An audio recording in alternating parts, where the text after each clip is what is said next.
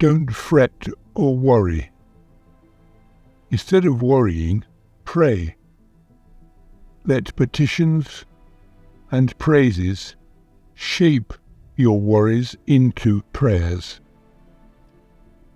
letting God know your concerns. Before you know it, a sense of God's wholeness, everything coming together for good, will come and settle you down. Philippians chapter 4, verse 7 from the Message. Christina writes, "These are beautiful verses, and they take me back to something that happened to me about 2 years ago.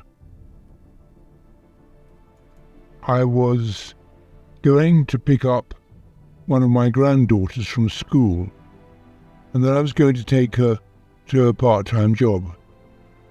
I had cooked dinner for her family and had allowed myself a few minutes out of my journey to leave it at her house.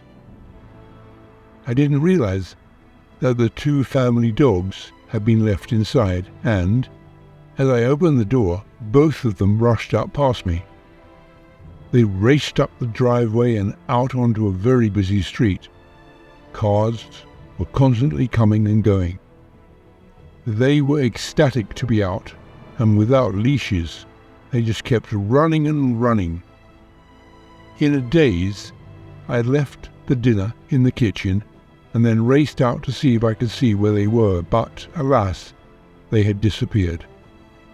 I imagined all the worst things happening to them. These dogs were very beloved. They had also been quite expensive. They could get killed by a car, or they could get stolen.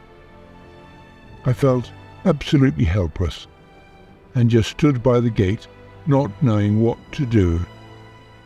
I didn't have the time to go looking for them. My granddaughter would be waiting for me. I silently said, "Dear Lord Jesus, please help me."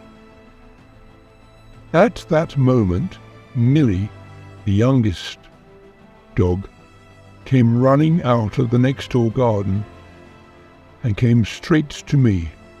I scooped her up in my arms and held her tightly. I wasn't going to let her go. The bigger one, Bailey, was nowhere to be seen. I could only mumble, "Dear Lord," and suddenly Bailey stepped out from the end of the block. He stood for a moment looking at me. He could go anywhere, but he began to run towards me full of excitement, as if I was offering him the most delicious dog treat in the world. When he got to me, I grabbed his collar and quickly got these 2 precious dogs back into the house. I rushed to my car to continue my journey. My head was spinning from the shock, the rushing, the despair, my heart pounding. One of the neighbors came running over to me. He had seen the dogs escaping. He knew what they were like. He had gone to get 2 leashes, and now here he was offering to come and help me find them. I told him that they were safely back in the house. He couldn't believe it. I said, "I can't believe it either. My only explanation is that I asked Jesus to help me, and the dogs just came back." I looked at my phone to see how late it was, and I was amazed to see that the whole adventure had only taken about 3 minutes.